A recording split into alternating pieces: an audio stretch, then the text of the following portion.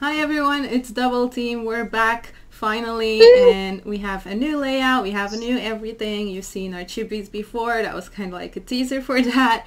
But yeah, we're completely back. We're gonna talk about 2015, the anime that stood up most for us, and yeah, that's kind of gonna be this episode to start with. We have plans for the future. We're gonna have guests and all of that stuff and live streams. So we have a lot of exciting stuff for you guys. But for now, we're gonna discuss 2015, and Yeah, we hope you just will the shout out enjoy it. to Ted Lasso for all of our stuff because she was amazing and it looks so nice. It's so Yeah, cute. it's super cute, and I will leave all of her links in the description so you can check her out. She has amazing artwork, so if you want to have something done, you can contact her if you like this stuff. So thank you again.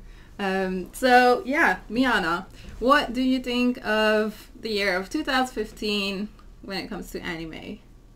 Mm, I mean, overall, my gut feeling is that the anime that I enjoyed a lot, but there were a lot less anime than I enjoyed, like, okay, overall. So Mm-hmm. there were really good high points in the year for me, but it wasn't a super strong year when it comes to anime for me. And I also watched less stuff, so that's probably part of the reason. Yeah. And the rest is probably just my level of tolerance and my selection of what I'm watching is a lot different than a couple of years back. Mm-hmm. So Yeah, that would you've be been my everywhere, so I mean, it would be hard for me as well to like yeah. keep up with everything, especially since there's so much every season. So, hmm so Yeah, what you if you guys basically are say? wondering, like the cause of Double Team dying was me just being all over the place. So, That's all yeah. right. But we're back now, so that's fine. So you're saying there's like a lot of disappointments for you then, or not? Yeah. I guess you could say that. There's some anime that I was looking forward to, or at least that I was curious about that ended up not being that great. Mm. But the ones that I was really, really hyped for in general were really good. And I had some really good surprises as well, which was really nice. Like Shokugeki no Soma is one of the ones that comes to mind immediately because I wasn't expecting to love it as much as I did. Yeah, It's so good. same here. That's also one for me that surprised me, especially because it's a lot of fan service, and I don't tend to like fan service at all. But how they pulled it off in this one was really good, and the comedy was awesome. So it hooked me. Yeah, it's really well done and I love food and it's The food so looked much fun. amazing. Yeah. Yeah, the food looks amazing, but you still get plenty of enjoyment just about the process in the competition, even if you don't like just want the food porn. Oh Because yeah. everything around it is so intense and so quirky and there are characters with all of these like specific things that they do. And I mean, I don't want to like spoil it or anything. There are really, really interesting characters that cook specific dishes or have specific approaches to stuff, and it's really interesting to me. Yeah, it's a shonen anime with food. So it's like battles Yeah, with food and then with some fan service to make it funny. That's basically yeah, Shokugeki no Soma. yeah. It's really, really shonen. You like, it's basically a battle shonen, except the Mhm. battles like are people cooking. Yeah. But the rest is the same, like the dramatic shots and all of, like the knife skills going everywhere. Yep. It's just insane. Yeah, one I want to mention that really surprised me is Star Mu, or High School Star Musical. Um, Basically because I thought, just looking at the cover, and I know you shouldn't like judge watching from the cover and all of that, but just judging from Everybody that, does it a little yeah, bit. and like I think I saw the preview for that one as well. I was like, oh, this will just be like another idol show with guys, and it's gonna be boring because it looked very simple. But when you started watching it, it was really interesting, and the characters were the most important thing in the whole series, and it was just really sweet and cute and just very, very lovable characters. I think that was like the main thing about the series that hooked me on it. Also, of course, like the music, since it is an idol show, they do sing a lot. They each have their own song. Um, And not all of them were like the best, but there were a few songs that really stood out and that were really great. So yeah, I was really surprised about that one, and I'm kind of like sad that a lot of people skipped on it, but I don't know. I can see why guys would skip on it, because obviously it's like Bishonen and stuff, but still, it is for both, because the comedy and just the characters working together is such a good thing about the show. So yeah. Do you feel like it's a show that like basically everyone is able to enjoy, or that requires a certain like experience in anime watching, I guess, in which like you're already it's not a gateway anime, right? It's not something that you just go to someone that doesn't watch a lot of anime and they'll enjoy. Oh no, I wouldn't recommend it to people who have never seen anime or something. I think they would probably be weird about the fact that it's all guys and liking each other, but not in that way. But you know, it's like how you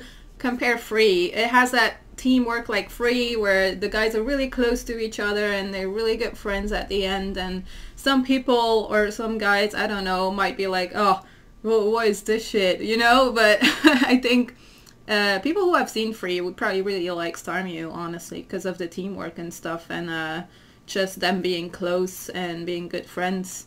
I think that's a good thing. But yeah, I won't say it's a gateway anime. It is a gateway anime when it comes to like Bishonen and idol shows, though, if you want to get into that. So if that helps. Yeah, that's a good recommendation, I guess. Because I haven't watched that much in that area, and I guess that would be a good one. Because it's not a harem, right? You were mentioning that the other day. And a lot of the ones that I've seen are harems, so like you have to both be okay with idols and the harem aspect of it, or reverse harem most of the time. Yeah. Yeah. Yeah, that's true. That's why I like Starmie more than Utapri, because Utapri has this girl in the middle who is kind of, you know, the attention of everything. And this one doesn't have that. It's just guys getting along and getting to know each other and having fun. And that's what I liked about this show. So, yeah, that's it for Starmie. While we're in the subject of surprises, there are some shows that I hadn't planned to check out and that surprised me. And one of them is Gakkou Gurashi, or School Life, that Lou was the one that basically kept saying, you need to check it out, but I can't talk about it because otherwise I'll ruin the fact that you have to check it out to understand why it's so good. Okay. So I did, and it's, as he said, I can't really talk about it without spoiling the experience, but it's not what it seems, and it's really interesting because even though it plays with a lot of the moe school life tropes, the twist makes it so that you can see it in a different light and enjoy it in a different way. So you can get enjoyment both if you like the moe style things of like cute girls and cute things while they go to club and class and stuff, but you can also enjoy it if you're looking for a completely different, like more serious twist. Would you say it's kind of like a mindfuck, like Madoka Magica, in a way, or not? It's maybe. I guess like that kind of spoils the premise of the show, but it does get serious with some stuff. So yeah, I guess that would be a good comparison to draw, but you don't get like any of the magical bullshit that you get from different shows. It's really like a very down to earth show in the most part. So it's, I mean, the experience you get is different, I guess, overall, but that would be the most similar one I can think about. Yeah, just like an anime looking innocent but not being innocent at all. Something like that. Okay. So I still have other ones that pretty surprised me from 2015, which was Aoharu Iksuki Kanju, which is also one that is pretty underrated. And I'm glad I checked it out because it's about this girl dressing up as a boy.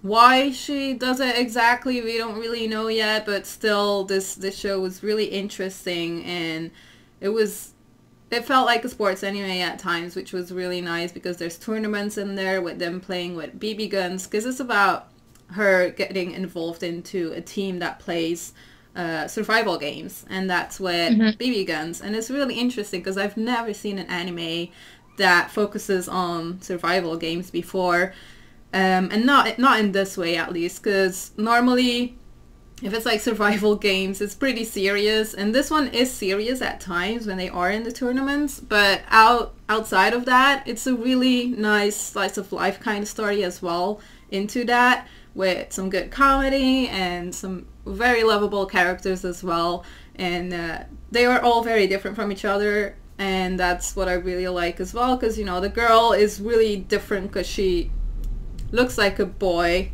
and they address her as a guy as well. And then we have this guy who is an SM manga artist, which is really interesting. He's like the funniest guy ever. And then the other guy is blonde, and he works in a host club. So he was basically the guy from Uran High School Host Club. It was there are three very different characters, and that is what made this show pretty special to me. So yeah, it's a really good show if you want to have something like chill but still be excited when tournaments are going on. And it's only 12 episodes, so I mean, I would love it if people would check it out, because I think it's one of those that people just skipped on. Not sure why, but probably because maybe it wasn't interesting enough when it came to the synopsis or something. I don't know. Yeah. Picking up on that, one show that I think was really underrated and like a lot of people just didn't watch it and didn't bother was Punchline. And Punchline is a Mappa show, which is basically why I checked it out, because they've been putting out stuff that's pretty consistently good to great. Yeah. So like I had a certain level of trust, and they're also really recent, so I wanted to see where they were going with their studio. And the third aspect is that if you read the synopsis or watch the trailer or see the opening, basically the very bottom line premise is that you have this guy that if he sees underwear, the world will end. And if you watch the show, it's not actually like that. You have that element, but there's a lot more things, and it isn't like a very shallow show in which, we'll just make a bunch of episodes in which he watches some girl flip the skirt and the world goes boom. So it was really interesting to me to see that they sold it and they show it to be something completely different than what it turned out to be. There's a lot of levels, a lot of more serious stuff, and it's kind of like really convoluted at times, but not in a bad way. It just keeps you wanting to know, in my opinion, keeps you wanting to know how stuff ties together and makes like something that makes sense at the end. And the characters worked really well together. So I wouldn't say it's like the best anime of the year or anything, but it's one of my top picks, and most people didn't really watch it because, again, they thought it was a fan service show only. Which is really a small part of the show, and it gets really, really deep into other stuff. So if you're anyway curious to see what that show could do with that premise at the basis, go for it, because it gets like really, really messy but interesting. I wasn't really a fan of the show, not because of, you know, the fan service. That wasn't too much really, and like the story, it was surprising and all of that, but for me it was just a little bit boring, and I got annoyed by the characters pretty easily, and I tend to do that anyways with any show. So this one just wasn't for me because because of the characters mostly.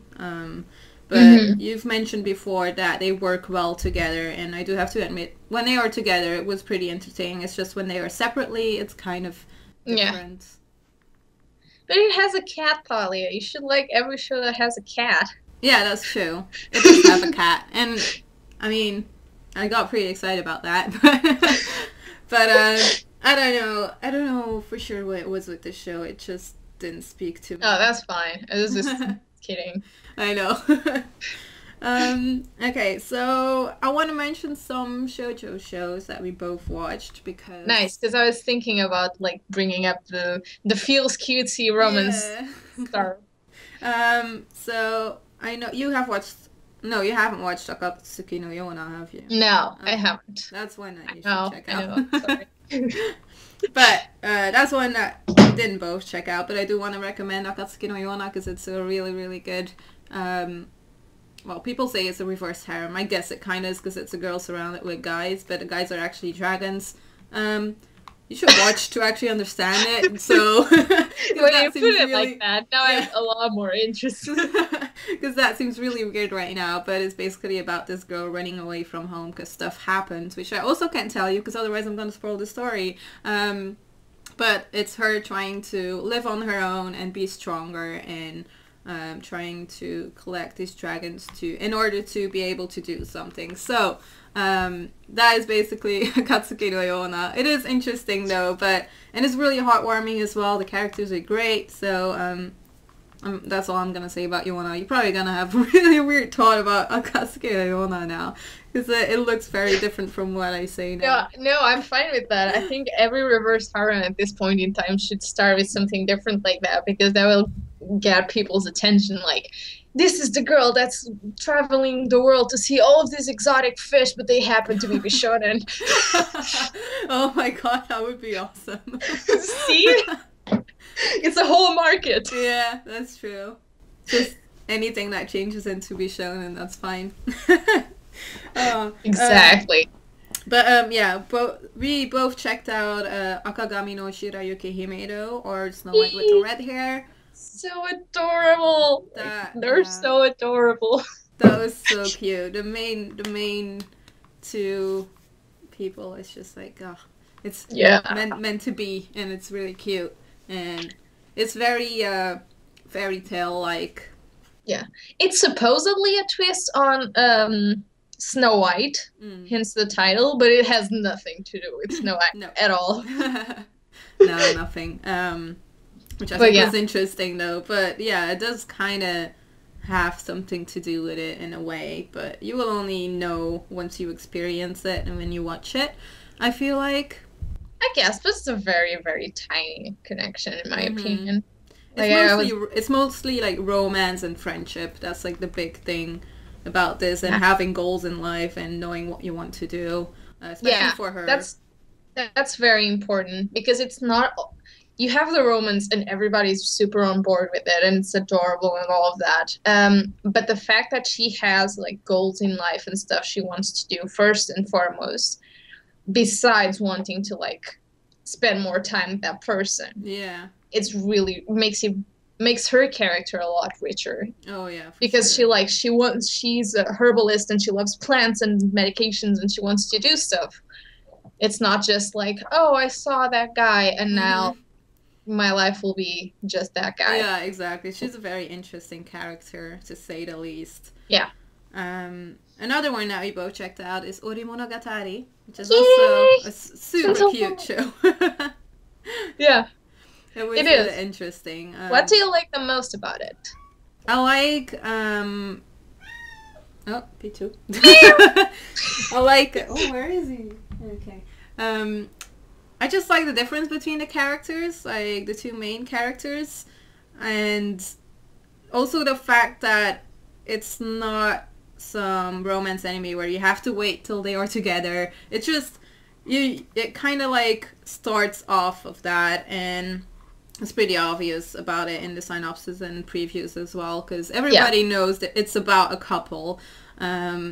And it's just great. I like how they didn't spend too much time on them like being just nervous about being together and all of that. It was more about them being in the relationship and having to go through that. It's more about like people learning how it is to be in a relationship and like trying to communicate and like get what they want out of it and work well together, rather than the type of shoujo in which you have like 50 episodes in which they haven't confessed that they like each other but they don't know how to deal with stuff. Like that part is over really fast. They're just like trying to learn how to deal with it. But for me, more than that, the funniest aspect about the show is the relationship between Takeo and Suna. Like Suna is my absolute favorite character in the show. Oh, for me too. But their interactions are the best part, more than the romance itself, which is pretty cute, and they work really well together, and they're both adorable in the relationship. But the friendship aspect of that show is the part that makes me laugh and want to watch more. Yeah, I do have to be honest. Like, if Sunakawa wouldn't be there, I probably would have seen this as like less special shoujo kind of anime, because it would be a lot more bubbly. Oh, for sure. It was already super bubbly.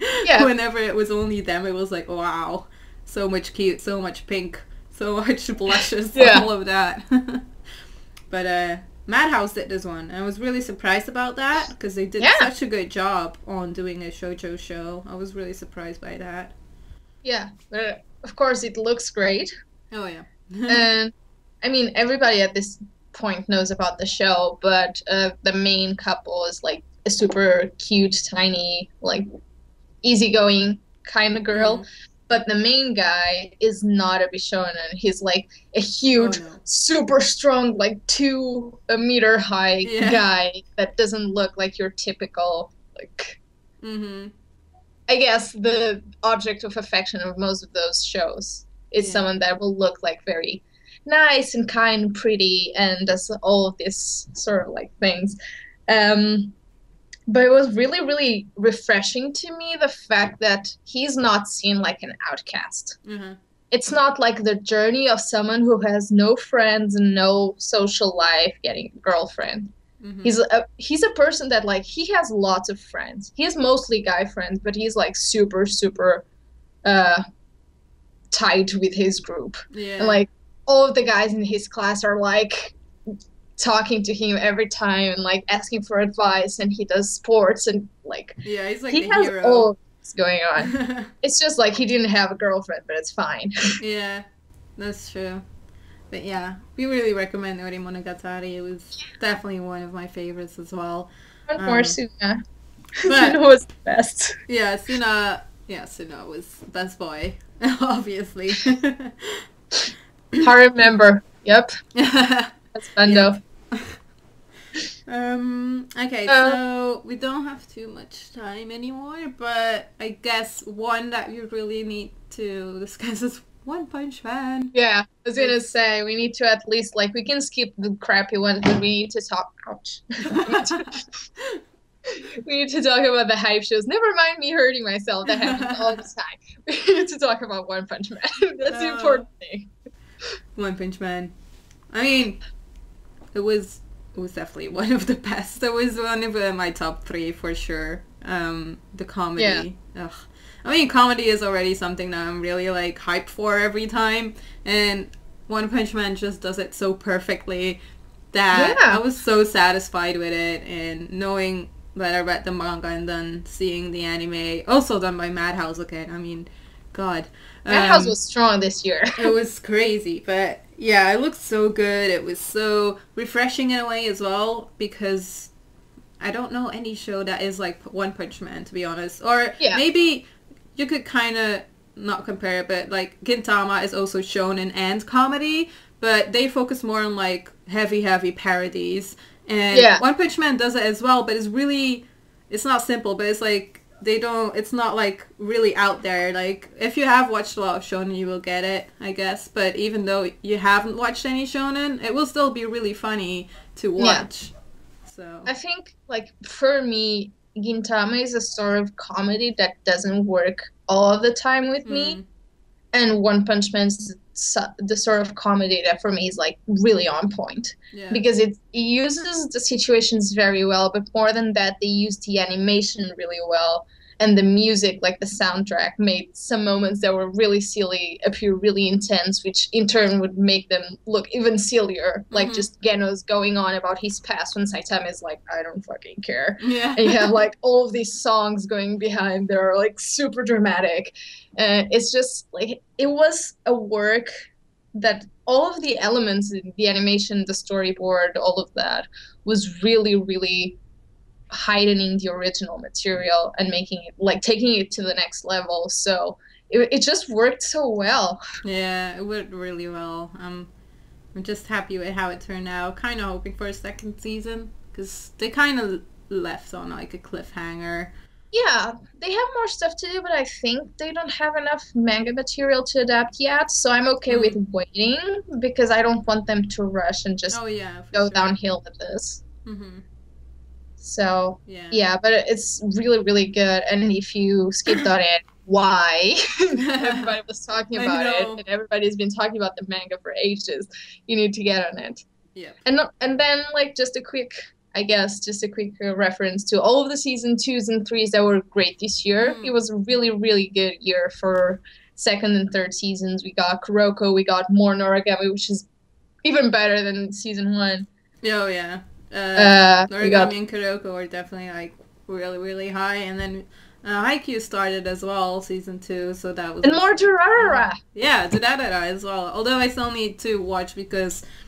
they released every part in like a different season, and it was like, yeah, it's a longer season. It is, yeah, it was 12 episodes each, so it's going to be like 36 episodes for season 2. So that's exciting. More da-da-da-da, but from what I've seen, it was, I really enjoyed it, and there's new characters that were very interesting, so I can't wait to catch up. Yeah. Oh, Death Parade. We didn't talk about Death Parade. Death Parade was great. Yeah, Death Parade was great, and you should check that one out too. Yes. It was my favorite winter show. I think it was winter. Yeah. It was winter. That's fine. That's correct. Go watch Death Parade. That's correct, yes. But yeah, that one was really great. Death Parade was really, really interesting and made you think about life, and it was dark at times, but also funny, and it had everything, and it's Madhouse again. It's crazy. I know! They did the best shows last year. I think that's safe to say. Yeah. Not to mention that both of us watched Hunter x Hunter 2011 this year. True. Very true. So, good job, Madhouse. But, yeah, that's it for this episode. Sorry if we kind of had to rush it, but we want to stick to, like, the 20 minutes or 30 minutes like we've had before. So, I hope you enjoyed this video. We will be back soon with other stuff. And now I am going to mention what we will be doing. Yeah. We will be reading Harumatsu Bokura, and it will be the first 3 volumes, I think you said. It was out till the 3rd volume. So we're going to be reading that, and we've read the first part already. I think volume 1 we've read, and that's our previous video right now that you can still check out. So if you're interested, you can read that, and then you can kind of discuss it with us. Yeah.